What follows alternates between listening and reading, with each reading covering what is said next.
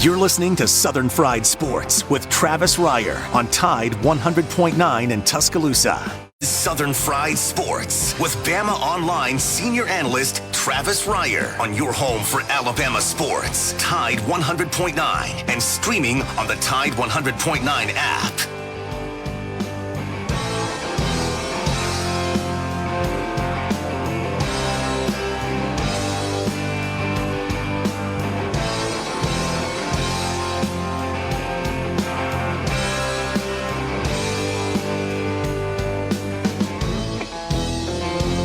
If I make it through this year, I think I'm gonna put this bottle down.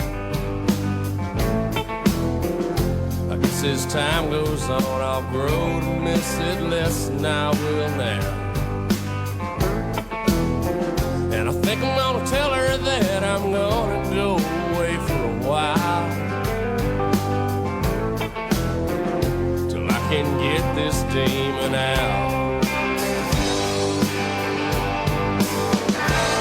It is 11 a.m. on a snowy Tuesday morning in Tuscaloosa, Alabama. It is time once again for Southern Fried Sports on your home for University of Alabama Athletics. Tide 100.9 FM. Travis Reier, senior analyst for BamaOnline.com, with you each and every weekday morning from 11 a.m. until noon. That's right. Sleet, snow, driving range, rain, 15-degree temps. We're still here, baby. We've got our milk and bread. We're ready to go on a Tuesday edition of Southern Fried Sports. The show still brought to you by Peterbrook Chocolatier out there, 1530 McFarland Boulevard, North in the Indian Hills section of Tuscaloosa. Programming update where Peterbrook is concerned on this icy Tuesday. They are closed today out of concern for employees and, well, you being out on those slick Tuscaloosa streets.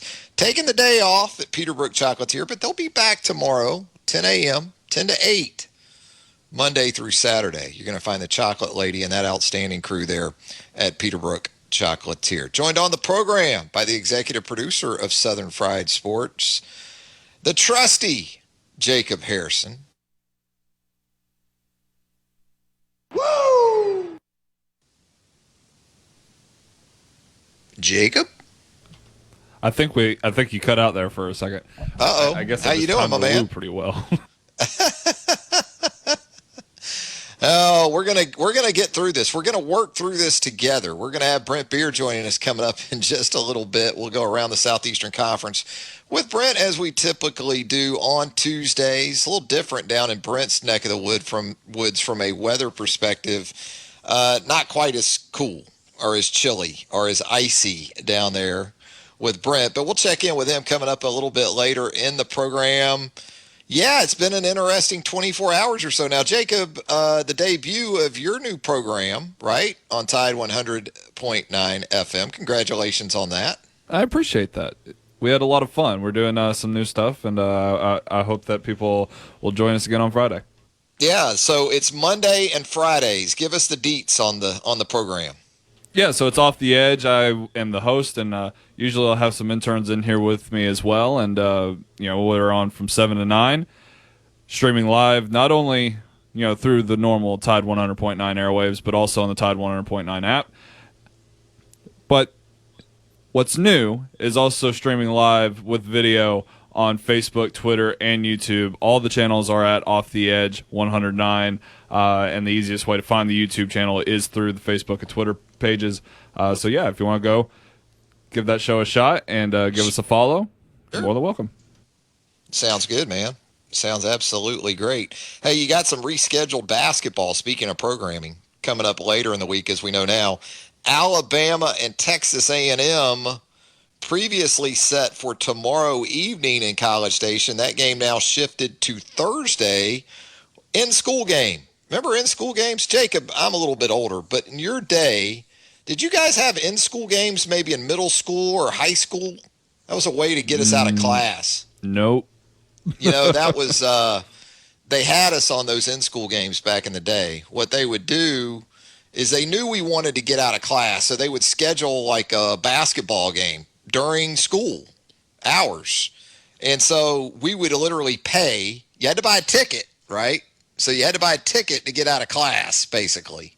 So they knew we were going to buy those tickets, to get out of class. But you're going to have something similar to that with Alabama and Texas A&M on Thursday afternoon. You're actually going to have a double dip of Alabama basketball now on that Thursday with the rescheduling.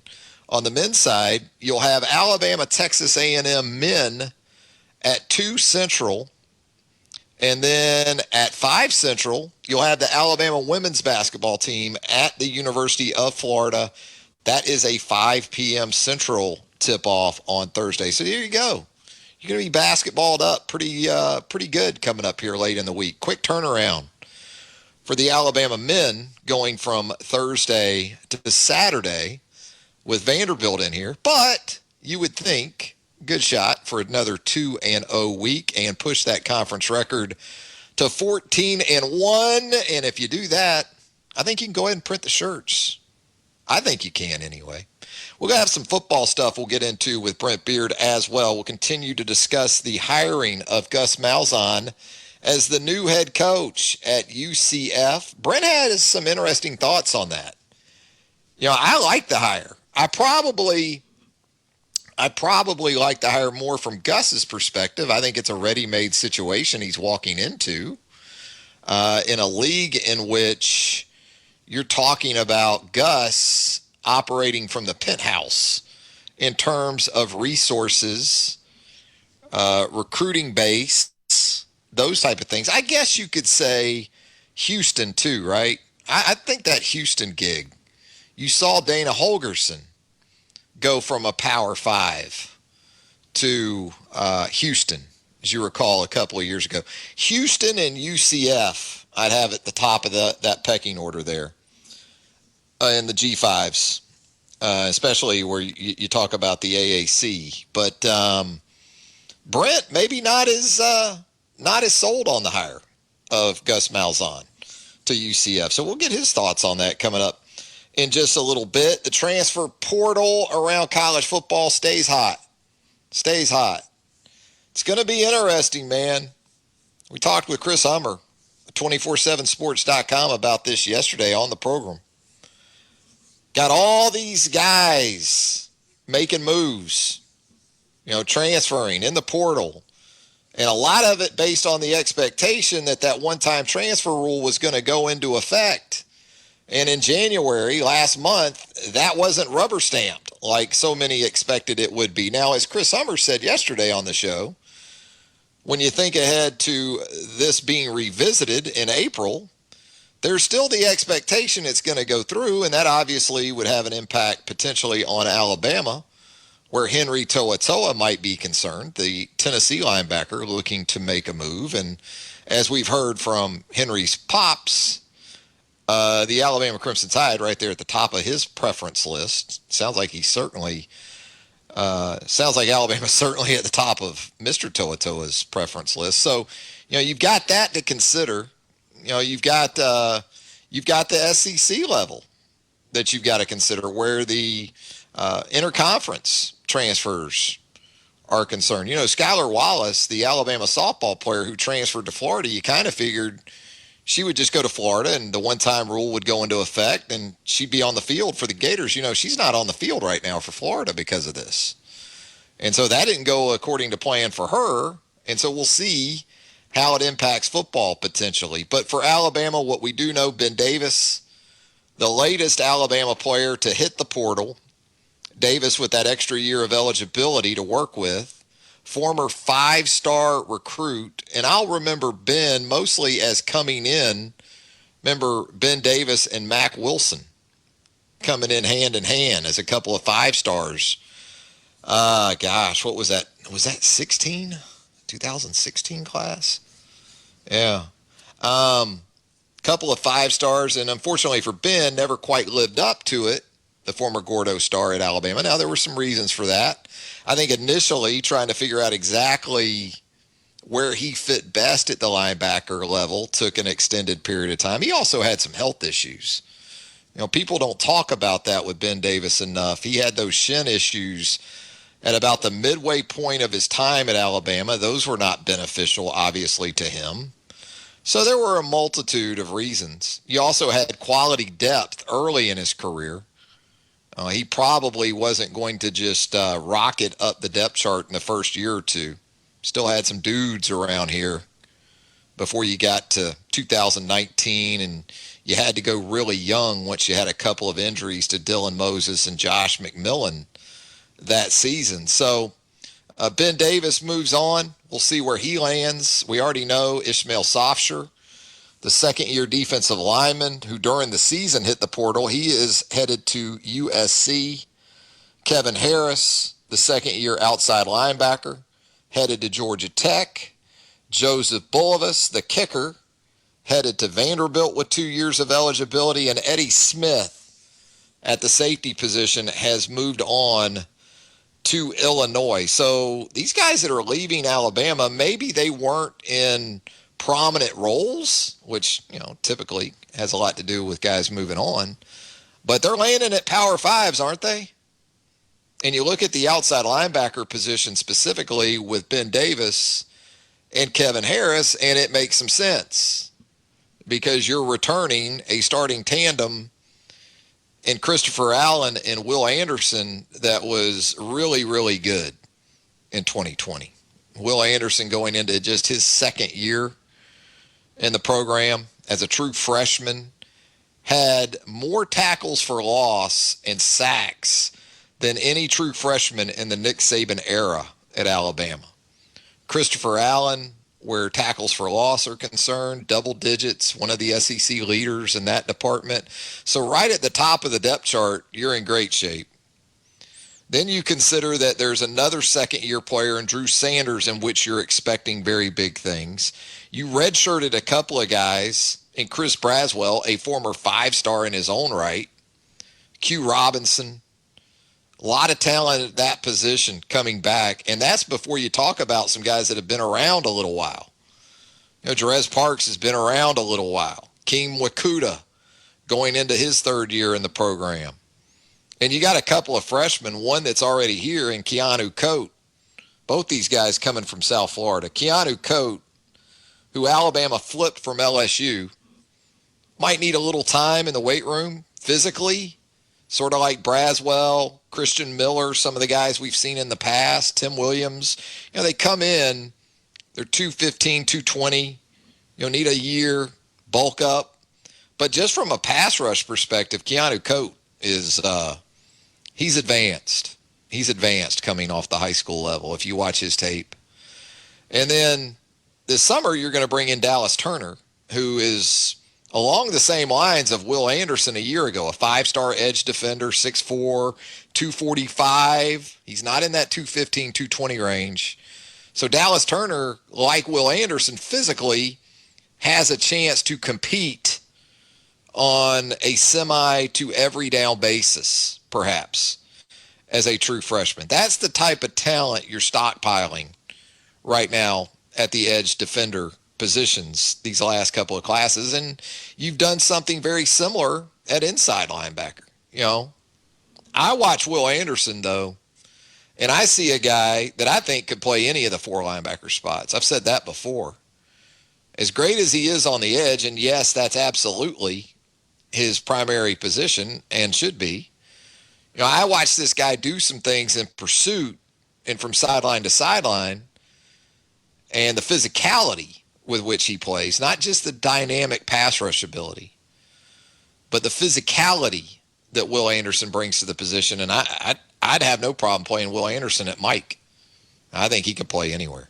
We're going to step aside for our first break. When we come back, Brent Beard of College Sports Today and First Coast News. We'll get Brent's thoughts on Gus, the Gus bus to Central Florida, and a whole lot more when Southern Fried Sports returns on a Tuesday, presented by Peterbrook Chocolatier right after this.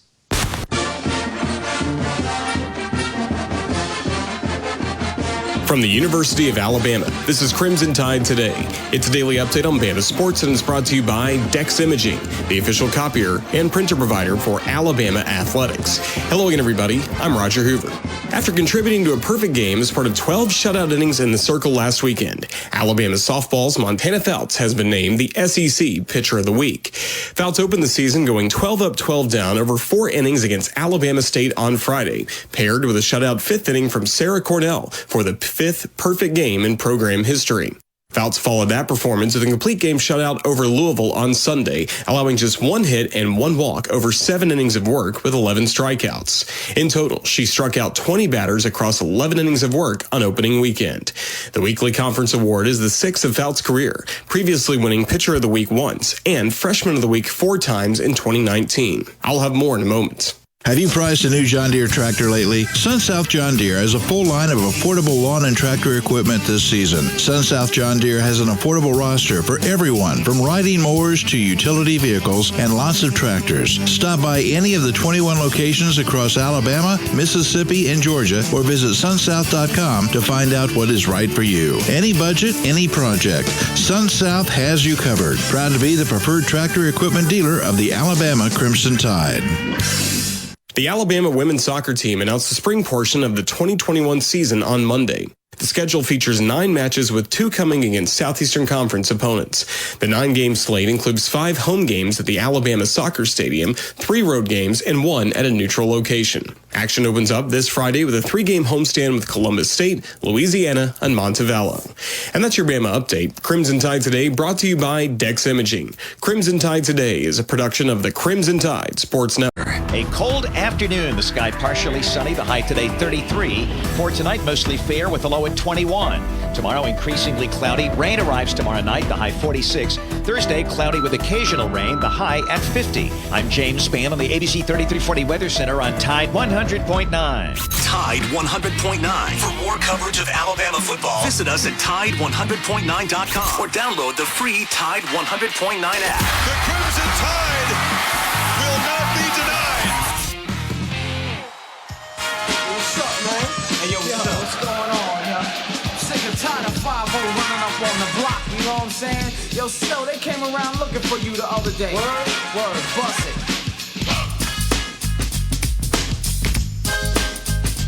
Back with more of a Tuesday edition of Southern Fried Sports right here on your home for University of Alabama Athletics, Tide 100.9 FM.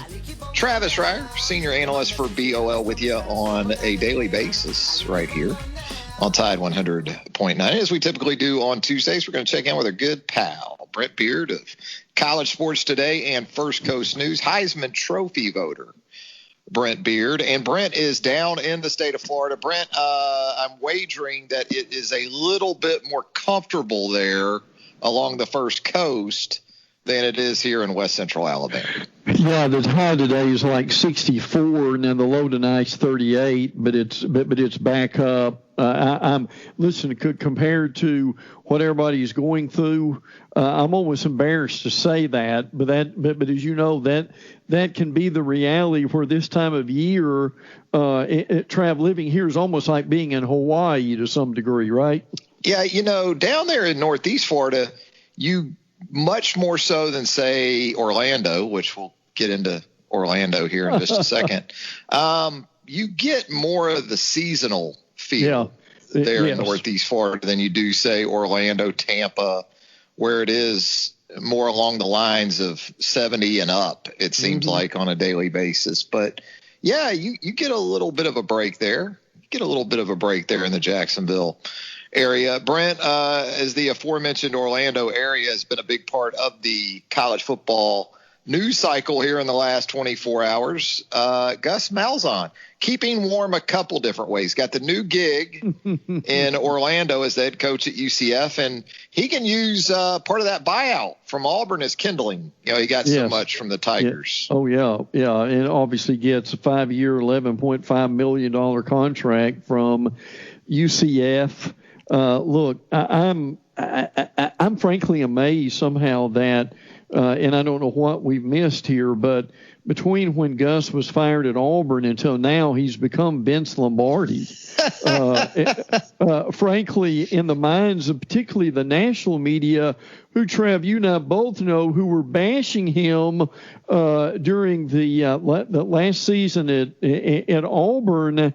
But look, I think this is a mediocre hire, and frankly think that as you and I have heard throughout our life, your record is who you are, and Gus has averaged losing 4 to 5 games a year over the last 7 years, and to be a offensive genius, the last 6 years, Auburn ranked in the SEC offensively number 8, number 10, number 10, number 6, number 8, and number 11. So nothing real stellar as far as the offense is concerned. We're going to write Brent down as a once every other year wonder team member when it comes to Gus Malzahn. Would that be a correct sort of assignment in terms of a way to describe the Gus Malzahn era? At Auburn, every couple of years, he had enough to stay another couple of years. Well, he did, and again, I mean, the realism here is he was 2-5 in bowl games. He was 8-17 against Alabama, Georgia, and A&M. 0-12 in road games on those teams. I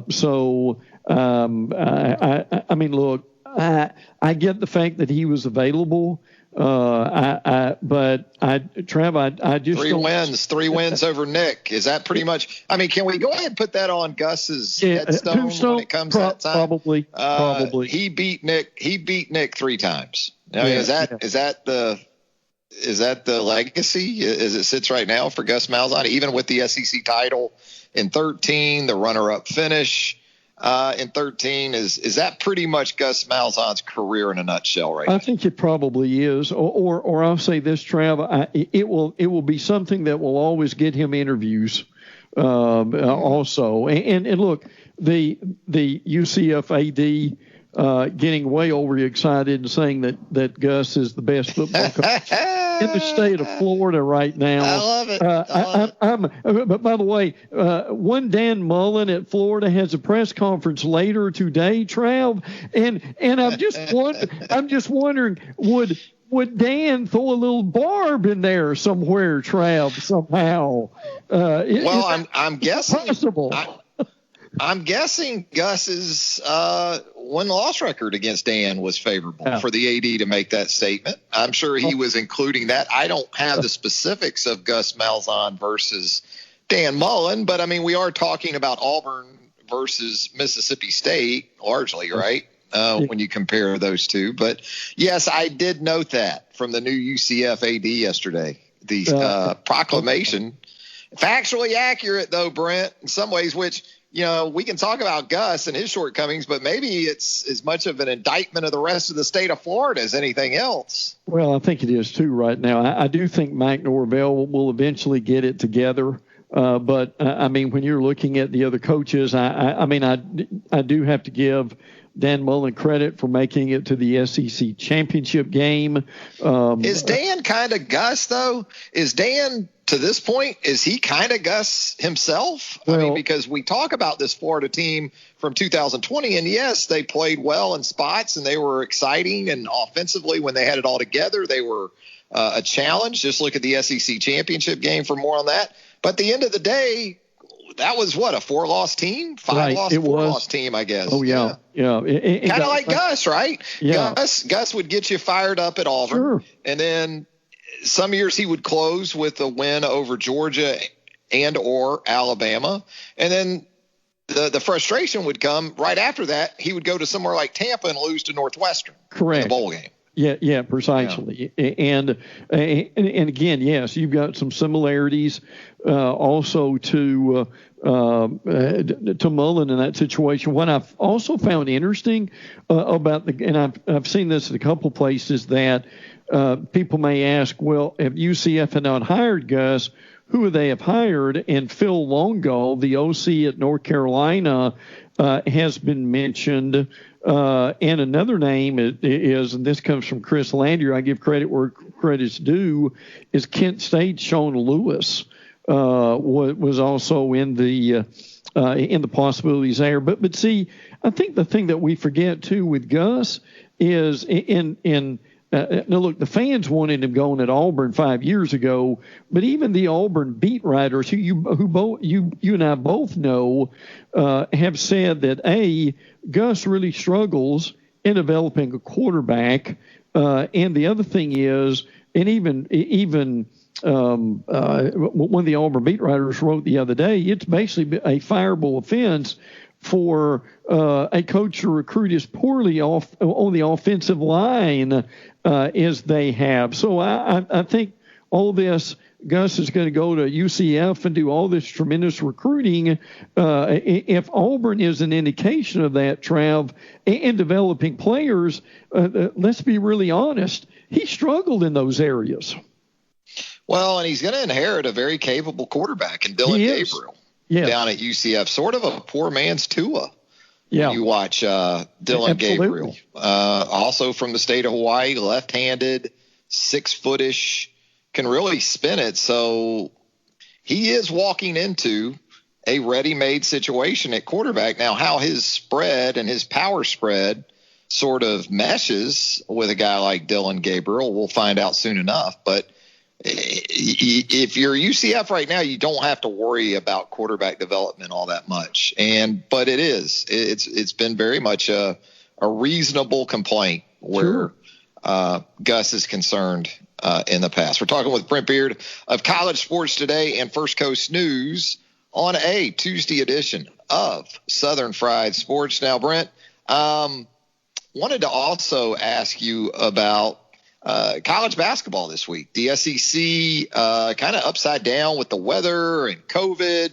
Imperfect storm, I guess you could say, of a couple of different elements coming together. And as a result, we're going to have some late week men's basketball. That's usually reserved for the women's side. And in fact, you're going to have this Alabama team with a 2 central tip, almost like an in-school game, it feels like. Remember the old in-school games back in the day? Yes. Alabama at Texas A&M on Thursday afternoon at 2 p.m. in College Station. That's tentatively set now as the schedule's been rearranged to work through some of these issues. But this Alabama team coming off a 2-0 week, Brent, now ranked 8th in the country according to the Associated Press. And it looks to be a tap-in at this point. You use some golf vernacular as far as wrapping up that SEC regular season championship. Yeah, and look, that still is an amazing feat. Bama 9 in the net rankings, Tennessee 12, Arkansas 23, and we'll mention them in a moment. But it's a phenomenal feat for Alabama to be looking at winning both SEC championships in football and basketball. And I give Kirk McNair, your colleague, credit for the story that he did on that, and for Alabama to do that, I think is incredible. Great performance against Georgia to score 115 points is nothing short of amazing. The way that they were doing a 2 seed at this point. I mean, there's a little bit of talk about 1 seed, but look, you and I both know they've got to finish what they're doing to begin with. I think what's intriguing about this week and this weather thing really worked out for the best for them because, I mean, you've got a road game on Thursday at 3 o'clock, but you're right. That reminds you of either the NCAA tournament or the SEC tournament as far as an afternoon game. And then, man, what a quick turnaround to play Saturday Vanderbilt at noon or 11 o'clock your time. Now, they'll win both those games, I think. But, Trev, the thing to me that I'm already looking forward to is that Arkansas game that's coming up next week. Trev, is anybody making any more noise than Alabama in the league right now than the Hogs?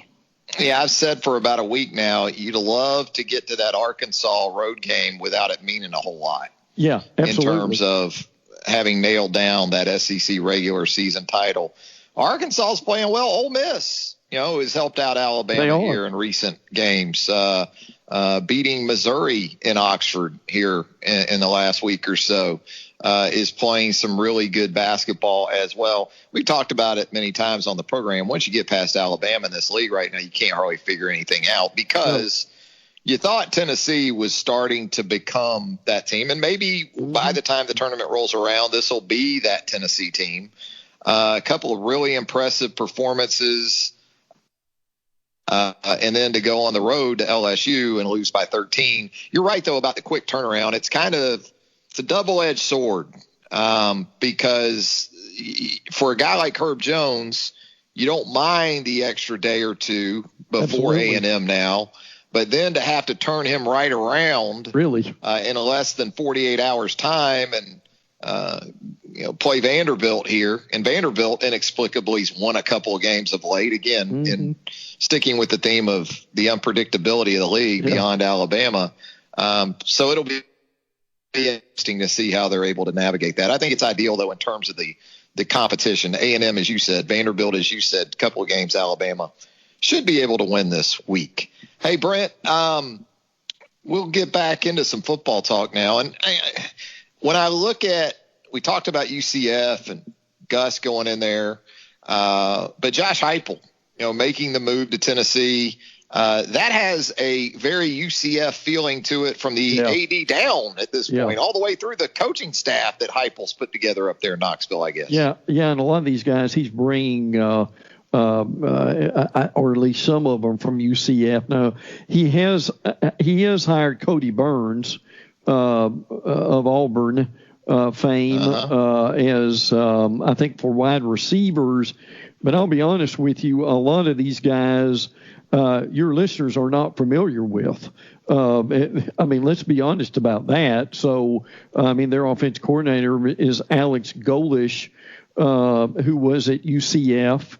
Now, Rodney Gardner, everybody understands in that situation, and they're bringing the Penn State co-defensive coordinator, Tim Banks, over right now, too. So, it's let's be honest, it's a staff kind of unknowns right now at this point. Obviously, for your listeners, what happens to Henry To'oTo'o is going to be humongous here. Likely, certainly not going back to Tennessee from what we know right either. Now, look, I think Heupel will know what to do with the quarterback, whoever that's going to be. I think their offense has got to be better. My goodness, either your daughter or my daughter would have done a better job offensively than what they've done. But I think your point's well taken because, Trev, at least to be fair, there are so many unknowns with this coaching staff right now. I think that's a thing that stares me in the face at this point. Yeah, it does. And that's even with understanding that offensively it's largely about Heupel and what his presence is in that area. We can talk about offensive staff, but I think the defensive side is going to be even more critical to their success in the Heupel era is anything else. Speaking of defense, Brent, and speaking of a team that has been embattled, I guess you could say, but did finish on a pretty positive note to the 2020 campaign, the LSU Tigers going the transfer route one more time at the linebacker position worked out pretty good with Jabril Cox from North Dakota State for 2020.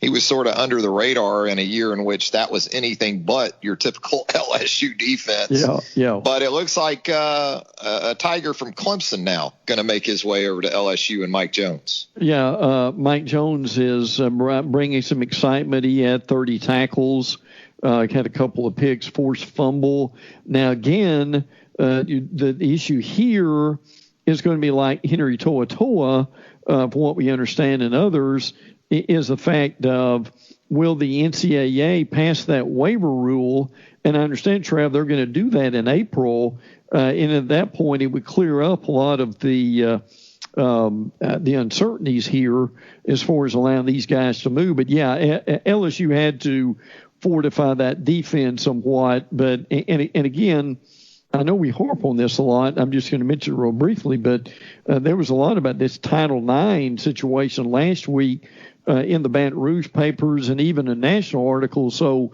as we look at them trying to fill their needs, we can't miss the fact, Trav, that is a cloud hovering above that program that cannot be ignored. No, it cannot. And, look, you're going to have attrition. It's going to happen. Just look at Alabama this offseason. Ben Davis here in the last day or so has entered the transfer portal, looks to take advantage of that additional year of eligibility elsewhere. Ishmael Sopsher, the young defensive line, has transferred out to Southern California. Kevin Harris, a young linebacker, to Georgia Tech. Joseph Bulovas to Vanderbilt. Eddie Smith to Illinois. So the Crimson Tide making some room of its own. Although when you look at Alabama and the stockpiling that it continues to do at some of these areas, like Ben Davis, like Kevin Harris at outside linebacker, you've already got Will Reichard as your scholarship starter at kicker. Good for Joseph Bulovas, another opportunity within the Southeastern Conference at Vanderbilt. The safety position, the emergence of Malachi Moore, and those guys, Brian Branch, it makes sense that a guy like Eddie Smith would move on. Even Sopsher, when you've got Tim Smith as a true freshman performing at the level he did to go along with DJ Dale. A lot of this stuff makes sense, I guess. Well, and I think, Trav, what people don't get about Nick Saban, and he doesn't talk much about this, and I've talked to several people, and I know you have too, that Saban actually is pretty instrumental and active in helping his players who want to go find a landing spot. So, and give him a lot of credit for that. Now, I also did want to mention, Trav, a couple of Georgia guys coming back that kind of went under the radar. It's been a good off season for Kirby. It has. In that regard. Very good. Oh, yeah. And now Demetrius Robinson is coming back, who, frankly, the Cal transfer has yet to do anything. I haven't lived up to Georgia. Now, Julian Rochester is coming back, so that will help them, I think, a good bit on that defensive line. But still kind of quietly, a couple guys who said that they will return. And Georgia last week put out their roster for the spring. Their A-Day is April the 17th, which is the same day as Alabama's. So, again, I don't know how much Robinson will play, but I tell you, Trav, it doesn't always work with these transfers, does it? I mean, he was okay at Cal, but really has never found himself yet at Georgia. Now tell me about Demetrius Robertson, this latest thing with him in Athens. There's an arrest warrant out for him for removing a parking boot on a campus lot. Yeah. Is that what's going on with him now? I think they're still trying to get that cleared up. Yeah. And by the way, Trev, as you know, the local police take a dim view of that, do they not? Yeah, I mean, according to your notes, it's a felony warrant for removing a parking boot. Yeah. You don't mess with the revenue man's wallet. Is what the moral of that story is. You start messing with his revenue production, you'll get hit with a felony, I guess, over there. Hey, Brent, as always, we appreciate the time, my man. Always great stuff. Always enjoy catching up with Brent Beard of College Sports Today and First Coast News. Thanks, Brent.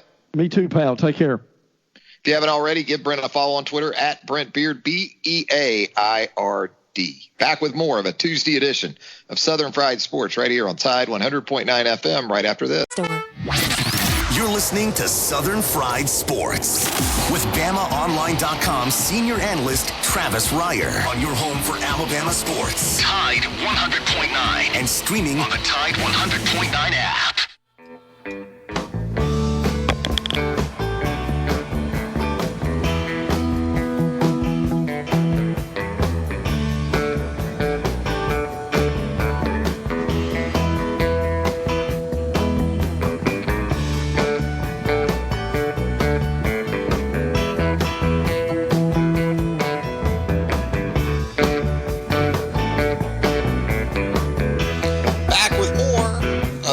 Tuesday edition of Southern Fried Sports right here on Tide 100.9 FM. Travis Reier, senior analyst for BOL, with you each and every weekday morning from 11 a.m. until noon. Thanks again to Brent Beard, College Sports Today and First Coast News, joining us on the program.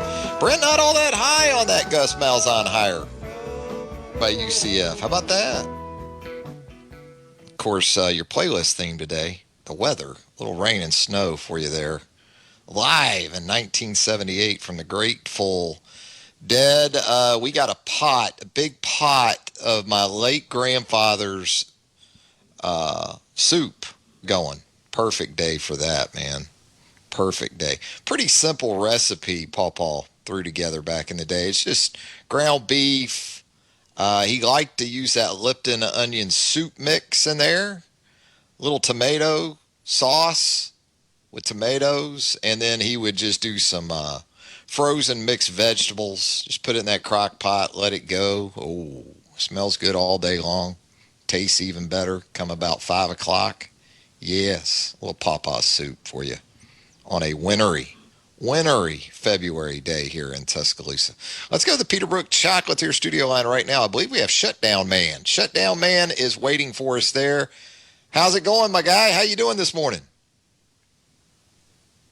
Great. I just wanted to chime in on the Henry To'oTo'o rumors that he may be potentially coming to Alabama on a transfer from Tennessee.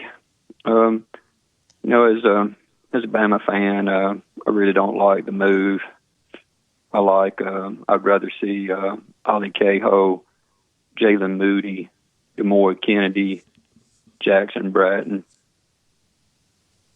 You want to see Wilson and maybe Ian Jackson, get their opportunity to get playing time. I mean, they committed to Alabama right out of the gate. And I thought Jalen Moody made a lot of strides forward. Ollie Cahoe, I think he needs to get some opportunities. I mean, to me, Saban just came out and said, what a great thing it was that Mac Jones, kind of bided his time as a backup, and it finally paid off for him. He continued to develop, continued to improve. That's kind of what I'm hoping to see with these linebackers that we've already got. I mean, I know that To'oTo'o is a 4-star. He had over 70 tackles for Tennessee last year, but we have 7 4-stars already on the team who committed to you. They're your guys. You got all these highly paid coaches. You got a new strength and conditioning coach. You got a new medical or a new sports fitness center doctor over there. Man, use those guys to coach the guys you've already got. That's my opinion. Let me ask you. I wanted to see what you thought. Yeah, I get it. And if I'm one of those dudes, I feel exactly the way you do, Shutdown Man. You prefer more of the organic, I guess we could call it, approach. And that's certainly been prevalent in the Nick Saban era. In all honesty, I don't think Alabama's gone to the portal as much as I thought it would. It's been pretty minimal from that perspective. But I will say this. I mean, guys like Jacob Coker, guys like Landon Dickerson, they were big pieces coming from elsewhere that helped Alabama national championship teams get over the hump. So, yeah, I get what you're saying, but if you have the chance to really upgrade at a spot, you're typically going to do that. And I'm with you on Jalen Moody, by the way. I think we could all see when he got the opportunity, especially in that Arkansas game, really, really good. So I don't necessarily view Henry To'oTo'o as a big need, but with the experience he has, that's got to be hard to turn away from. Like I'm a big Chris Owens fan, right?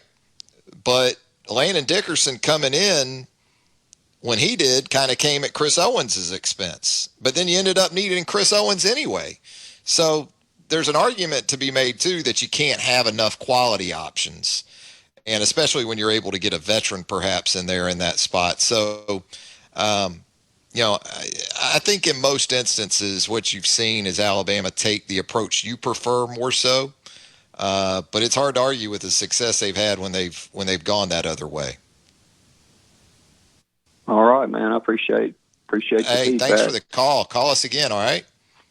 Thank you, Shutdown Man. Good stuff. I like it.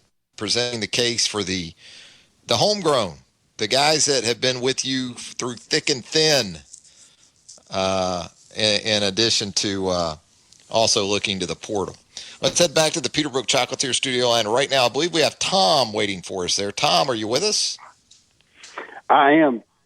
Travis, how are you? I'm great, sir. How are you? I'm good. Is it fair to speculate a little bit at this point in the basketball season? Let's speculate. We can do, Tom. We can speculate. We can speculate before. No, we can speculate before the season. This is talk radio, man. You're right. We can do whatever we want. That's the Bama way, isn't it? Speculation. Listen, I was thinking this: if we win Thursday and we come back and win Saturday, does that clinch the SEC pretty much for us? I am so bad at math, and it's documented. Me too. I said earlier in the show and talking with Brent, I really think if you get to 14-1 through this week, and without looking at the rest of the schedule, I believe you have isn't there a big game tonight, maybe in Fayetteville, or it was scheduled for tonight, Florida, in Arkansas. Don't know. So there is such a sort of a pack of teams in that next wave behind Alabama, and sort of that, I guess it's the 4-loss club, we could call it, and without getting into the web of, scheduling and who's got who still and things like that. You've got 3 teams with 4 losses behind Alabama. Alabama has already swept LSU. And again, if there's a tie in the regular season, both teams are declared champions. It's more about the seeding for head-to-head, if it came down to it, for Alabama and LSU specifically for the SEC tournament. Same thing with Florida at 6-4, 4 losses in the league. Alabama already has that win over the Gators. But, you still have that Alabama-Arkansas game, in a week's time or so out in Fayetteville that could be big. But just based on where it sits now, if you're 14-1 with 3 to go and you're at least 3 up in the loss column, my math tells me you've clinched a tie, a co-championship. Well, you called the conference championship at this point with Brett. You said it's basically a tap-in at this point, which I agree with. And we win those 2 games, and depending on what happens in Arkansas with Florida's capable of going in there and beating them. But y'all brought up something I hadn't paid any attention to in the last week or so, and that's how well Arkansas is playing. But I wanted to get at this with you.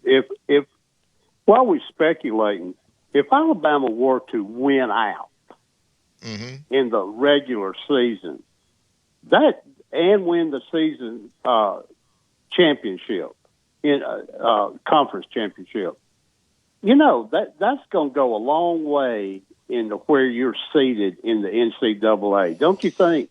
Yeah, I think they talked about that on the CBS show last Saturday. I heard this, I believe it was on that program, that a Power 5 regular season conference champion that had gone through a season with either 0 or 1 loss had never not been a 1 seed.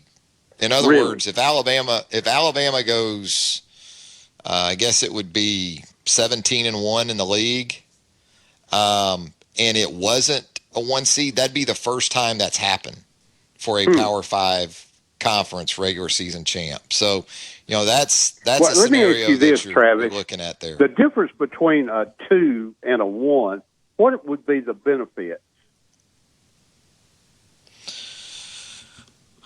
Well, you would think in terms of how it's seeded, there's very little. I mean, to be honest with you. If it plays out to chalk, Tom, you would see a 7. In the second round, you would see a 3 in the 16, and then you would see the 1 in the 8, obviously. But you think about NCAA Final Fours, and how many times do non-1 seeds get there? A lot. I mean, it's seldom that you get multiple or more than 2 1 seeds to a Final Four. So, if you're a top 2 or 3 seed, I don't think there's much difference in that at all. I guess what sticks in my mind is, the higher the seed. This is the way I'm looking at it. The easier the path, but that's not necessarily true. No, I mean, whether you get to the 16 and you're seeing a 3 or a 4 if you're a 1 or a 2. I mean, there's not going to, like the way it's set up right now, based on the early reveal, Alabama in the 16 would see Oklahoma, whereas Gonzaga would see Iowa. I've watched some of Iowa, not a ton. I know Luke Garth. We've seen Oklahoma against Alabama already. There's not a lot of difference from what I've seen in Oklahoma as a thrower. Hey, Tom, we're all, my man. Okay. All right. See you, buddy. Thanks. There he goes, Tom. Considering some NCAA tournament scenarios. I love it. Going to head to our final break. When we come back, we'll put a wrap on a Tuesday edition of Southern Fried Sports right after this. Tuscaloosa. A cold afternoon. The sky partially sunny. The high today 33. For tonight, mostly fair with a low at 21. Tomorrow, increasingly cloudy. Rain arrives tomorrow night. The high 46. Thursday, cloudy with occasional rain. The high at 50. I'm James Spann on the ABC 3340 Weather Center on Tide 100.9. The flagship station for Alabama Crimson Tide football. Alabama touchdown. Only on Tide 100.9 and streaming on the Tide 100.9 app.